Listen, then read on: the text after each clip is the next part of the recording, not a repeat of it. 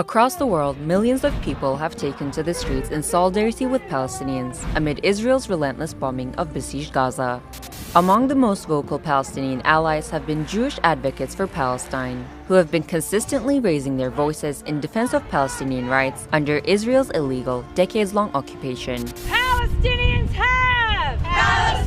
have the right to live in freedom! The right to live in freedom! The right to return home! The right to return home! For many of these Jewish advocates, their opposition to Israel and their support for Palestinian liberation is not just an act of resistance, but also a matter of faith.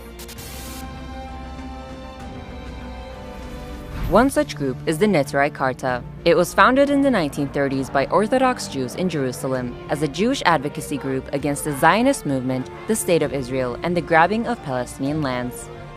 The group's members believe that the establishment of an Israeli state contradicts their religious principles, adding that a Jewish state may only be permitted and created by the Messiah. So by making their state, by killing and stealing and occupying, that's again against the whole teaching of the Torah. Our Torah is we should be subservient to God, not to steal, not to kill, to do. So the whole concept of making Zionism is a direct contradiction to everything that Judaism means. Because of the group's belief that Judaism and Zionism are fundamentally opposed, Neturei Karta continues to face criticism from numerous other Jewish organizations, which reprimand it for advocating for Palestinian liberation. Some even accuse the group of selling out their fellow Jews. But Neturei Karta remains steadfast in its opposition to Israel. It was the Muslim countries and the Arab countries that opened the doors and took in the Jews and embraced us, although we have a distinctly different religion, and we were able to flourish amongst them and put out our greatest rabbis. So we have to show gratitude. So in all aspects, why should we stand up for the Palestinian people? Because what's being done to them is a Nakba, is a colossal catastrophe, a crime. Neturei Karta is the only one among several Jewish ultra-Orthodox groups within and outside of Israel that is credited with giving a political dimension to its opposition to Zionism. One of its leaders, Rabbi Moshe Hirsch, served as cabinet minister under former Palestinian leader Yasser Arafat. His efforts reshaped the Neturei Karta movement into a globally recognized alternative to traditional Jewish ideologies. However, it's not just religious Jewish organizations that are involved in the Palestinian struggle for liberation. Newer generations of Jewish youth have also been vocal about Israel's illegal occupation of Palestinians and their territories. And amid Israel's ongoing onslaught on Gaza, Jewish-led protests have been growing in scale and urgency.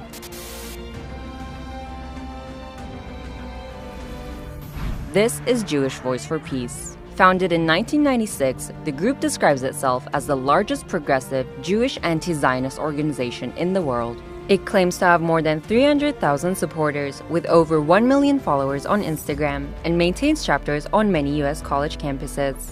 Since Israel launched its latest war on Gaza on October 7, the group has organized numerous street protests, sit-ins, and rallies to protest against Israel's atrocities, capturing the attention of the broader American public.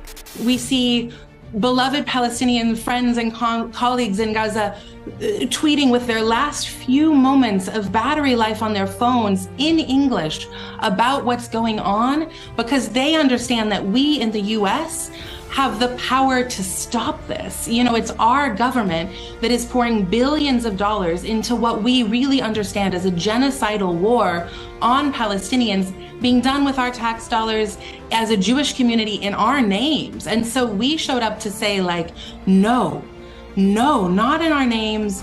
The group's mobilization of support for Palestinians has rattled pro-Israel lobbies and multiple U.S. politicians who have labeled their actions anti-Semitic. But the rise of opposition to Israel within the Jewish community in the U.S. and a growing sense of alienation towards Israel is not a new phenomenon.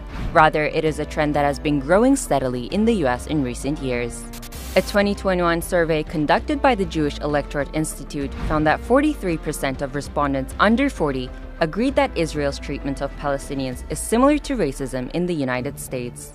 And 38% of those under the age of 40 agreed that Israel is an apartheid state.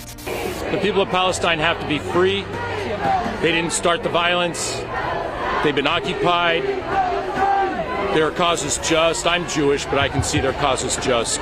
As Israel's war on Gaza enters its third month, nearly 20,000 Palestinians have been killed, and about 2 million residents of Gaza have been internally displaced.